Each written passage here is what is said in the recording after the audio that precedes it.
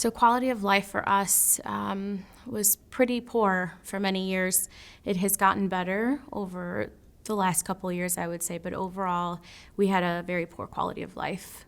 We were not able to do anything, and at one point in time, my son would just lay in bed and he would refuse to get up. He was so itchy, he was miserable. He didn't want to do anything. To get him to school was a huge feat, and once we did that and he was home, that was it. He would just lay in bed, he would watch TV, he would play video games. For me, sleepless nights, as well as for him, the sleepless nights were huge. It's hard to fall asleep knowing that your son is miserable, and it's hard to fall asleep knowing that tomorrow may be worse, a worse day than today. And that's a huge mental thing for me, for him as well, of course. But for me, I have the worry of the doctors and the cost. Eczema, unfortunately, is there's a lot of cost that goes into that and trying different medications. And so our lifestyle modifications have been many. Oh man, from allergy proofing our house.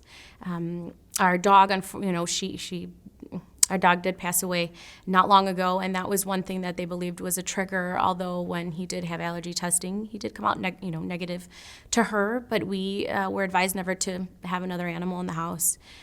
We allergy proofed the entire house, and that meant removing all carpet, replacing it with hardwood floor, encasing all of our mattresses, all of our pillowcases. We have HEPA filters all over the house. And that's just for his allergies. We address different challenges, I guess, differently to every situation. It depends on if it's maybe another child that is having an issue, that he's having an issue with. We might go about it differently. A lot of times it's just educating the parent or the teacher or the principal. He has unfortunately been called names, and he has had a few bouts of issues at school.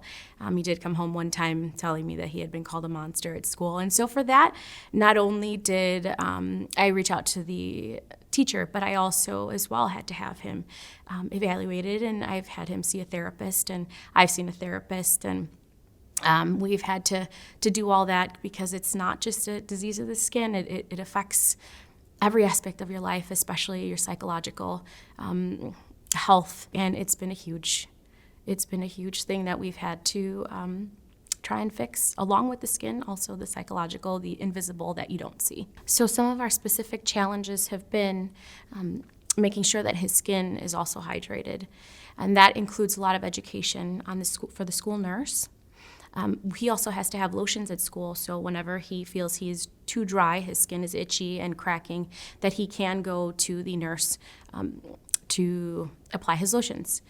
Now, a lot of this includes various physician notes, letters, and permissions to be able to do this, but at this point in time, since we have been with the same school district for so long, my son is able to just walk out of this classroom and say that he needs to go to the nurse. And that has taken a long time to get to this point, but I'm grateful that we have been able to get to this point. It's really important for him to feel like he has some control over his eczema so that he is able to say, I'm itchy, I need help, and let me go fix this. And so we do always have all his medications stocked and ready to go in the nurse's office.